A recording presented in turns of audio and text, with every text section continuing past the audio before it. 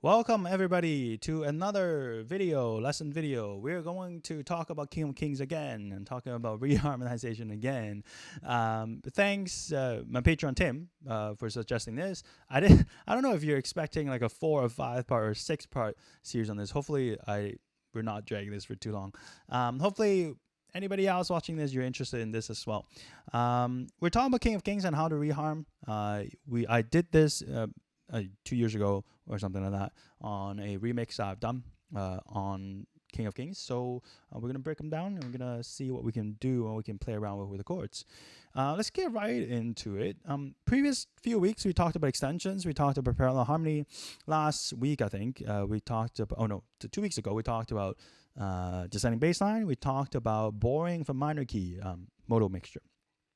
Today, we're going to talk about the verse 2 of the song.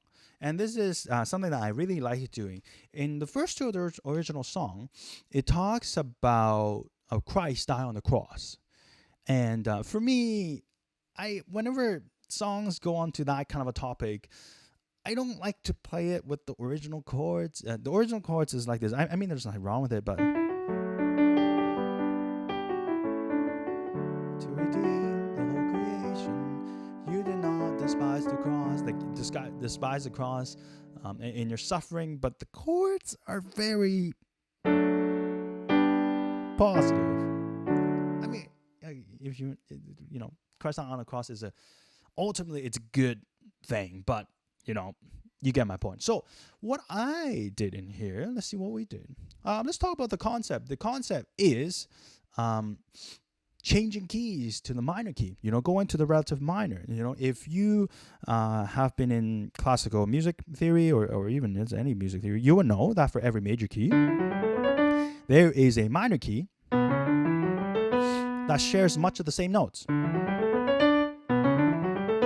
Right? D major has a relative called B minor. And they are relatives of each other because they have the same notes.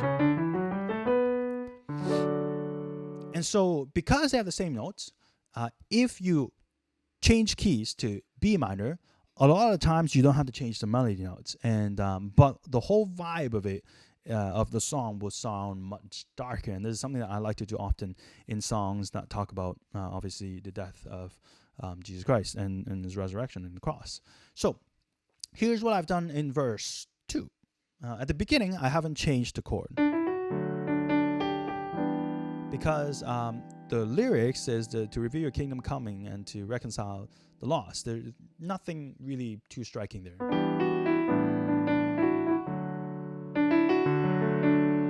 And this part is where I start to change, because the lyric says to redeem the whole creation. You did not despise the cross. And now, as you see, I have landed in the relative minor. And then when I continue, for even in your suffering, you saw to the other side. All this is now in B minor. Again, fitting word painting, reflecting what's going on in the story. So let's talk about what we are doing here. How do we get to B minor? Really, the main thing that you have that will convey the key change is whenever you play the 5 of the new key, the 5 dominant chord of the new key. So when we are looking to go to B minor, we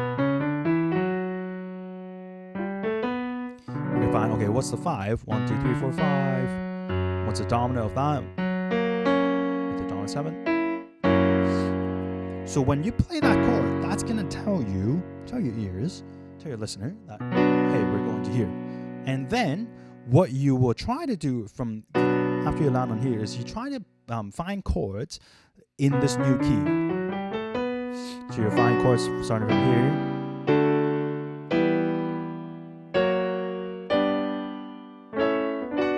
You'll try to rearrange your chords so that you're landing on the B minor. You're basically substituting the D for B minor.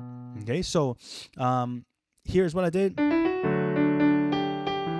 When I hit this this E minor 7/5, after that, previously I've done it to go to A, but at that point I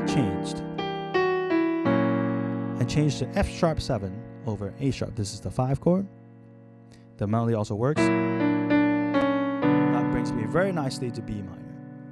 And then from this point on, you can understand it in this way. Basically, what I have done is I have just taken those numbers that was in major key and I've just translated them to minor. So the numbers in before was 1, 2, 5, 1. And if you try, you can try to just use those numbers and plug it into minor. So 1, 2, 5, 1. 1, 2 is a C sharp minor 7, 5, 5, 5 after 7, 1. You see how that works? Take the numbers from the major key,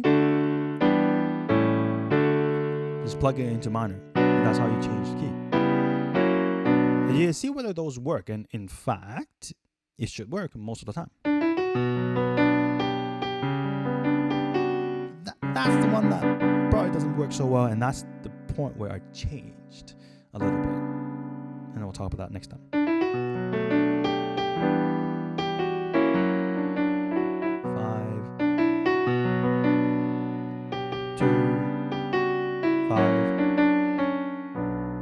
And you see, so same melody, but by subbing the chords, the same number of chords, but in minor key, now I have basically changed everything to minor. So that's one thing you can do, and hopefully this is something that is interesting to you, helpful to you. You can just basically, for any song, you can plug the minor chord versions of it into the same melody note, and sometimes it works, sometimes it doesn't, depending on the song, obviously. But that's one way that you could re-harmonize your songs. Just plug it into the minor key and see what happens, and then just change accordingly. Especially helpful for the songs that talk about the death, Good Friday songs, the death of Jesus Christ. I've done that a couple times for when I survey the Wondrous Cross.